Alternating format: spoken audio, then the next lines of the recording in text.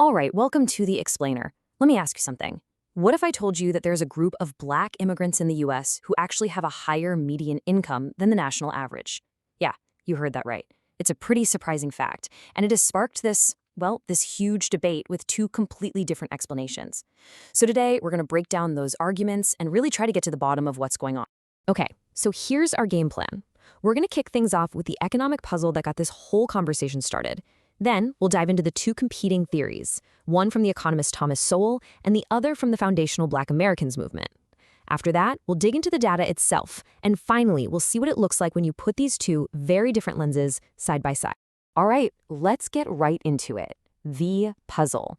It all starts with this one single piece of data that, it really forces you to stop and question everything you think you know about race, immigration, and what it takes to succeed in America.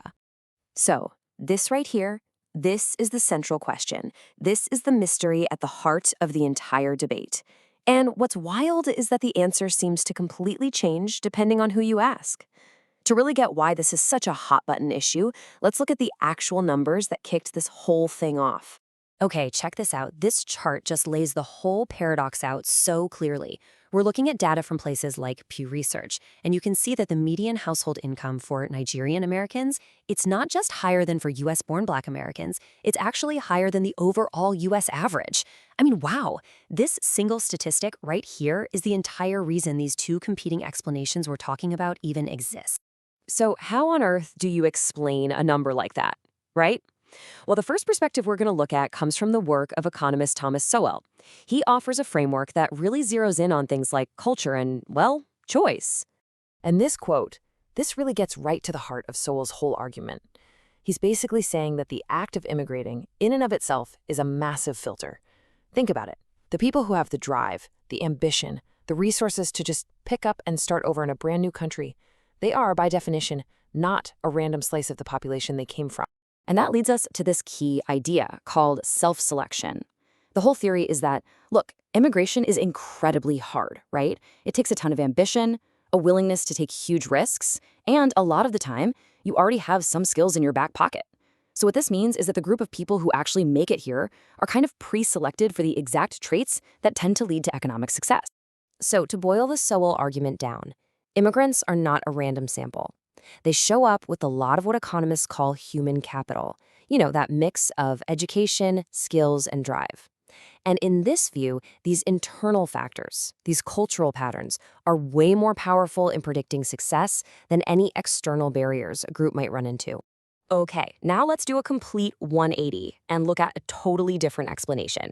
The Foundational Black Americans movement, or FBA, argues that focusing on culture misses the single most important factor there is, the unique, brutal history of slavery right here in America. The entire FBA perspective really hinges on this one core idea. They say it is a fundamental mistake to even try to compare voluntary immigrants, people who chose to come here, with the descendants of people who were brought here in chains. The starting points, they argue, aren't just different. They're completely incomparable. Now, to really get their argument, you have to understand this specific definition first. FBA isn't just a catch-all term for every Black person in America. Nope, it's a very specific lineage-based term. It's meant to identify the descendants of the people who were enslaved in the U.S. and then lived through Jim Crow. It's all about creating a unique political and historical identity based on that specific American experience. And this comparison is absolutely central to the FBA argument. See, it completely reframes the debate. It's not about internal culture. It's about external history. On one hand, you've got the voluntary immigrant. They arrive by choice, often with some education or skills, ready to navigate the system. But on the other hand, you have the FBA lineage. That story begins with forced arrival, having your wealth and culture stripped away, and then facing centuries of systemic barriers. So, what it all boils down to is this. The FBA argument is that you simply cannot understand the economic gaps we see today without grappling with this foundational history. They believe that lumping all Black people into one category is a huge mistake. It basically erases the specific legacy of American slavery and completely misidentifies the real root of the problem. Okay, so we've got these two really powerful, really different frameworks on the table. Now let's jump back into the data from Pew Research because it adds a whole lot more context and maybe complicates both arguments a little bit. First up, let's talk education. The numbers show that immigrants born in Africa actually have a higher rate of college education than the entire US-born population. That's a pretty remarkable stat. Now, if you're looking through the Sowell lens, you're seeing clear proof of that human capital idea.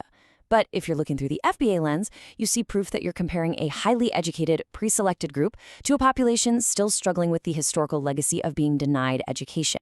And listen, this isn't just some small statistical fluke. We're talking about 1 in every 10 Black people in the US today being an immigrant. That's a huge demographic shift, and it's exactly why this debate over who gets to define the Black experience in America has gotten so intense.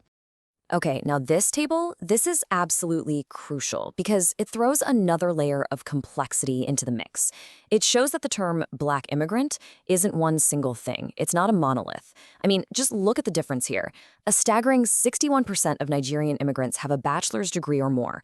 For Haitian immigrants, that number is 19%. That's a massive gap.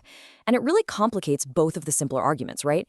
It suggests that where you come from, your specific country of origin, and the reasons you immigrated play a massive role. So, after all that, where does this leave us? Let's try to bring it all together.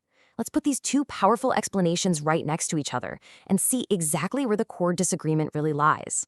And here it is. This is the fundamental clash. Both sides are looking at the very same set of facts, like those high incomes for Nigerian Americans, but they walk away with completely opposite conclusions. One lens sees it as proof of positive cultural traits, and that view influences how you think about everything, from immigration policy to affirmative action. The other lens sees it as proof that history casts a long shadow, and it becomes the foundation for a case for specific historical justice. So in the end, the data can tell us what is happening, but it can't really tell us why. Is the American story of success all about individual culture and human capital, or is it a story of collective history and systemic barriers? The numbers alone just can't answer that. The lens you choose to look through, well, it changes everything. So I'll leave you with this. Which framework do you think adds more to your understanding of the American story?